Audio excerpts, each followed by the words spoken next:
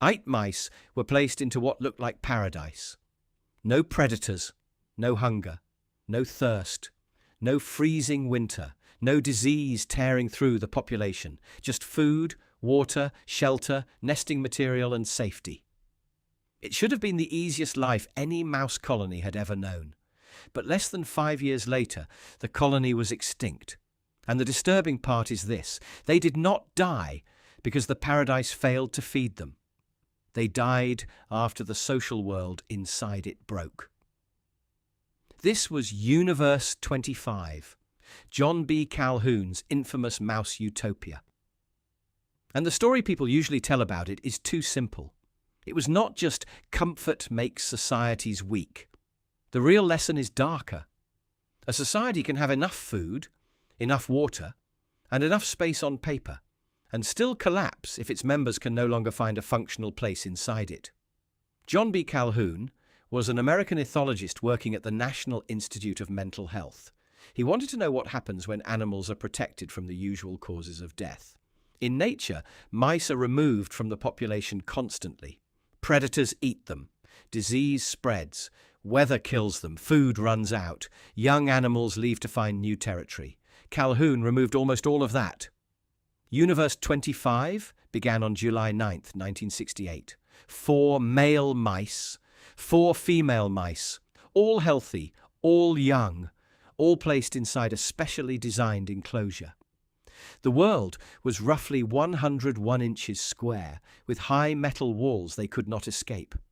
Along the walls were vertical mesh tunnels like stairwells.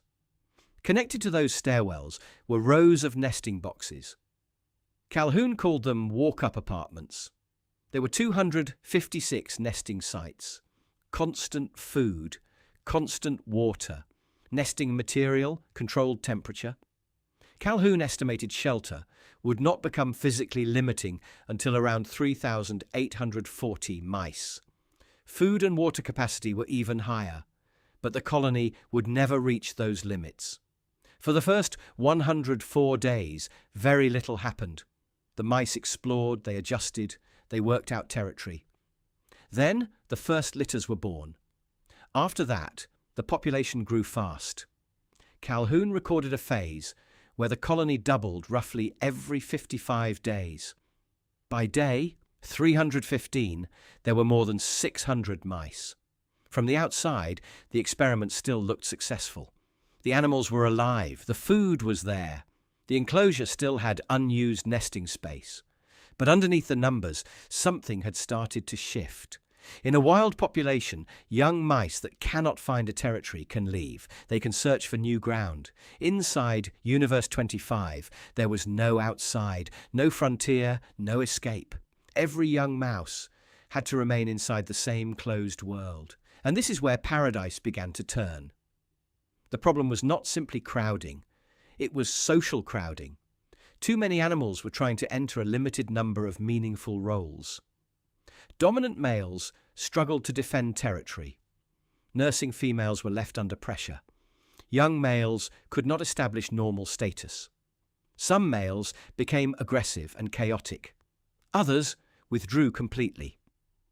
Calhoun noticed groups of animals gathering in the center of the enclosure. They were not defending territory. They were not courting. They were not building stable social patterns. They were just there, living bodies with no clear place in the structure. In earlier experiments, Calhoun had called this kind of breakdown a behavioral sink. Normal behavior collapsed into pathological behavior. Animals crowded around certain food sites even when other food sites were available. Social contact itself had become distorted. Violence increased. Some males attacked without clear purpose. Others stopped defending themselves. Courtship broke down. Maternal behavior broke down. And when maternal behavior failed, the future of the colony failed with it. A mouse colony survives through reproduction. But reproduction is not just birth. The young have to be protected. They have to be nursed. They have to survive long enough to become functioning adults.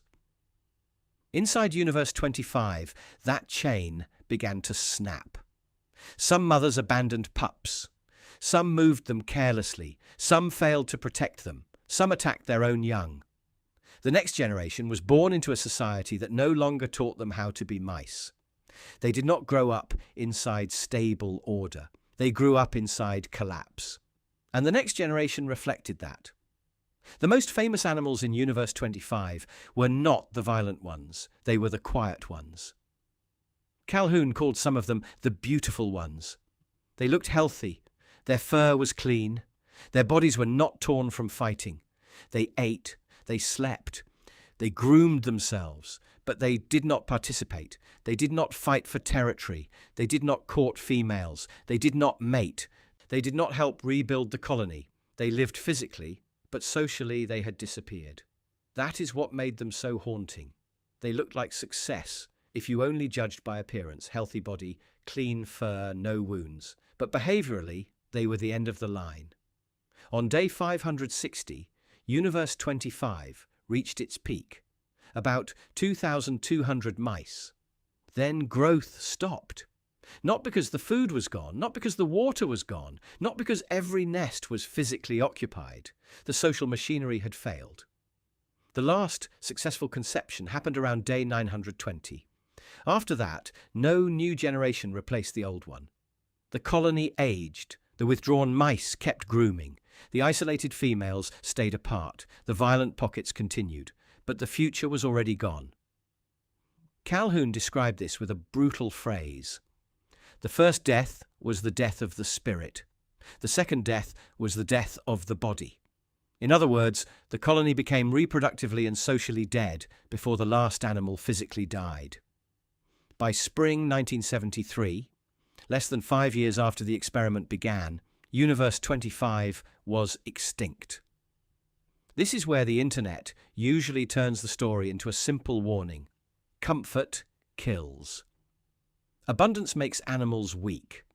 But that is not quite what Calhoun's own paper says. The food did not kill them. The water did not kill them. Safety did not directly kill them. What failed was the social structure. Calhoun argued that when too many individuals are capable of filling social roles, but too few roles are available, violence and social disruption follow. That was his central warning. Not merely overpopulation, not merely luxury, role failure. People have compared Universe 25 to human society for decades. Cities, birth rates, isolation, modern comfort, online life. But we have to be careful. Mice are not humans. A sealed enclosure is not a civilization. Human beings have language, culture, institutions, technology, law, education, and the ability to invent new roles that did not exist before. So Universe 25 does not prove humanity is doomed, but it does suggest something worth taking seriously. Material abundance is not enough. A society also needs meaning. It needs functional roles, it needs pathways for young people to become useful, respected, and connected. Calhoun later wrote about ideational generativity, the human ability to create new ideas, new roles, new forms of meaning, and new kinds of social space. That may be the real difference between us and the mice. They were trapped inside the world they were given. We can build new ones. Universe 25 is frightening because the mice did not run out of food. They ran out of a future. They had bodies that could survive, but no working society to survive inside.